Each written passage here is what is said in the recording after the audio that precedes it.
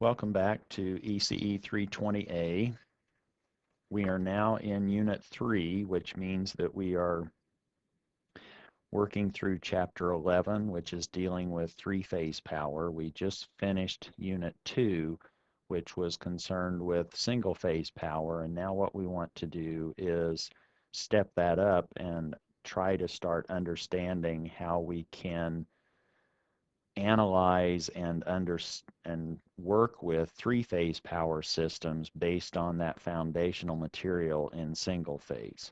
And by way of announcement, we have homework number 3 now due at the completion of Unit 3. And exam number 2, I don't want you to forget that we have another exam coming up, but that won't take place until after Unit 5. Our goal in this video is to talk about the characteristics in very general terms of three-phase power, and that again is moving us into Chapter 11. And the first characteristic that I would like to talk about is that of moving large blocks of power.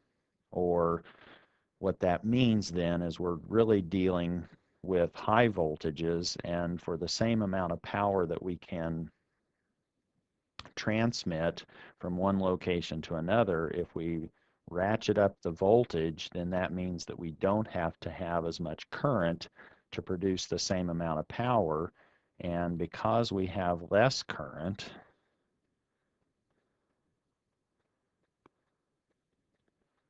for the same power, then that current flowing through the transmission lines allows us not to have as much I squared R loss in going from point A to point B. There is then an advantage to having this high voltage. And what do we mean by high voltage?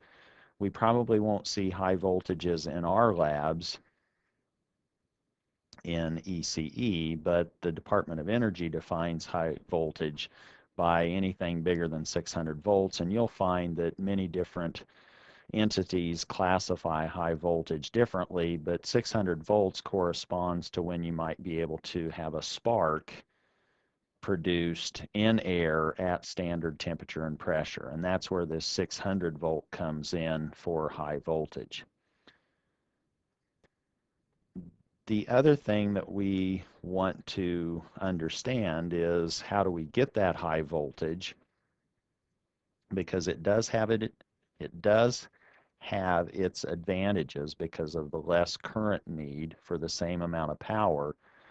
And if we're dealing with alternating current, then we can actually obtain high voltages by introducing transformers or pushing that power through a transformer. Now we can go from a low voltage to a high voltage and then transmit it over transmission lines, and at the other side use a transformer to lower it from the high voltage down to the low voltage. And that's versus having to use rotating machines if we were dealing with DC voltages to raise and lower those voltages from one end to the other in terms of the transmission process.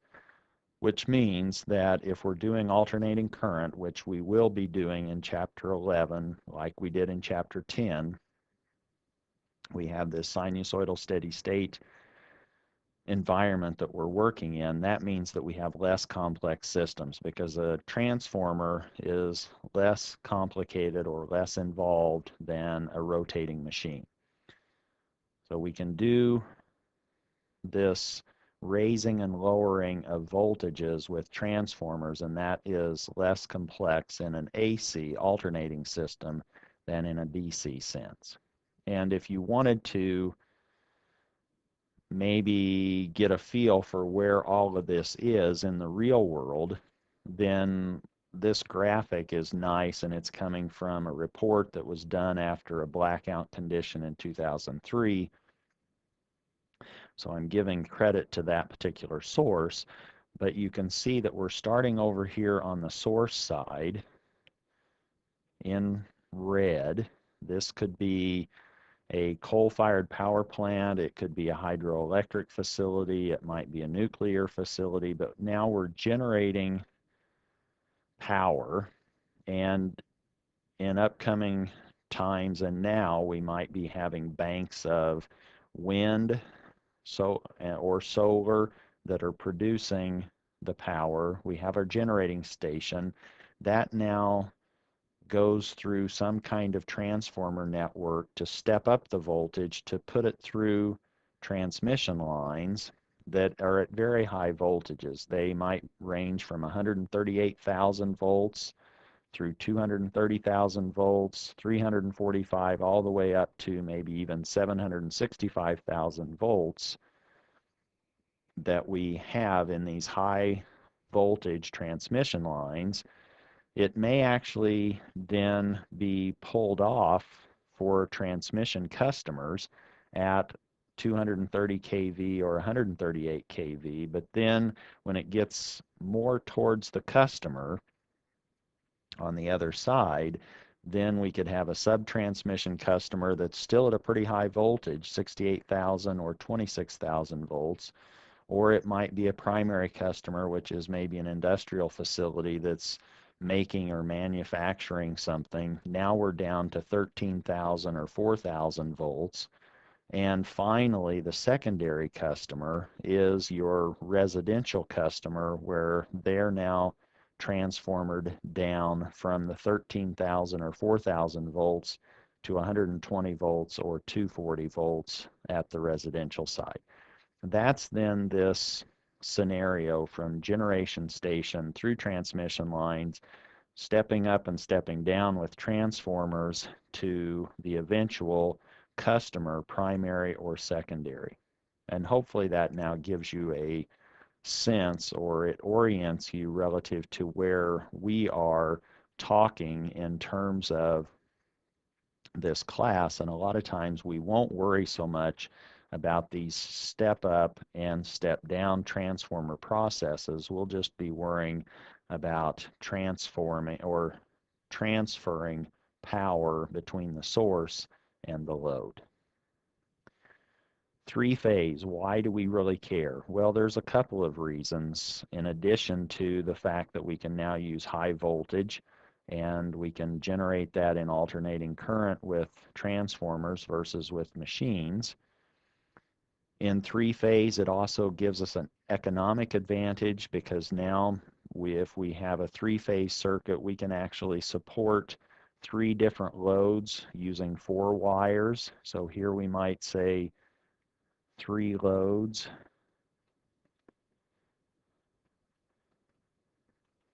with, let's say, 4 wires if we had a neutral. So let's say that we now have 3 loads